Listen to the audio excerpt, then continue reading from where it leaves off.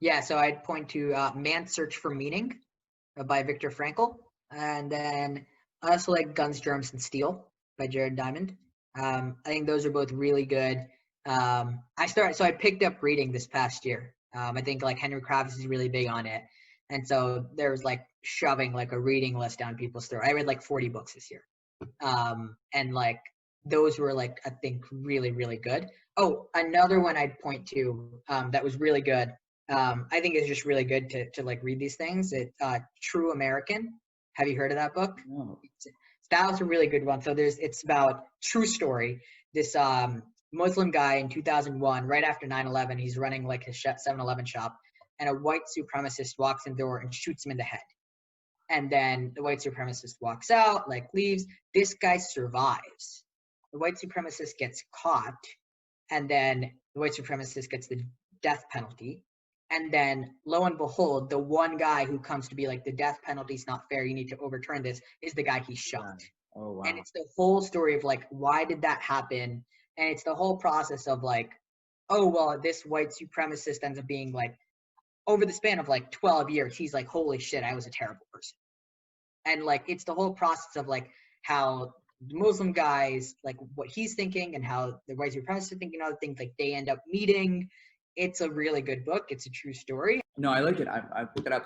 So that was on KKR's list of books to read this year, I guess is what you're saying? That one wasn't. Okay. I kind of just found that one. But in general, I think KKR sends around like a couple people do this thing or like here, like some good books. And then I know there was a principal I worked with who sent a book list last year as like some lessons from like books he had learned. And I was like, I should do that. I love it. I ask all the folks this because I do learn a lot, and these are actually really good ideas.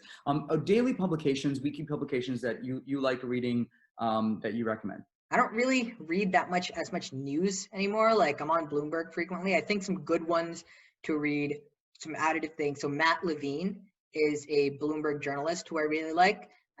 He puts out a daily take that's free, and I think it's one of the best things. It's one of the only things I read consistently in terms of news. That's not sensationalized and like I think it teaches especially college students a lot. He's like, a former Harvard valedictorian that went on to be a Catholic school teacher, and he was like, this is dumb. And then so he decided to go to like Yale Law School, and then he did M&A law at Sullivan, and then he was at Goldman for a bunch of years. And then he was like, I hate all of this, I'm gonna go write. And so he's, in my opinion, one of the journalists who has, real experience in terms of what he's actually writing about. He writes, free blog, and he's a really famous, like, awesome guy. And if you email him, he'll totally respond. Oh, wow. And he'll be okay. He's really good. That's one thing I'd point to. And I think another thing that's really helpful, it's not daily, but a lot of the PMs and CIOs of companies put out like their investment letters. So like Bill Gross has like a monthly investment outlook since like 1990. I read all of that when I was in college, and don't get me wrong, like I didn't need to do that. That's kind of a waste of time, but it did help me in terms of like setting context and gaining the linguistics for talking about like markets with historical context. And so you don't need to like read all of them, but reading some of the Bill Gross investment outlooks, reading some of the Howard Marks outlooks, you're probably actually going to learn a lot more from that than just like reading the news.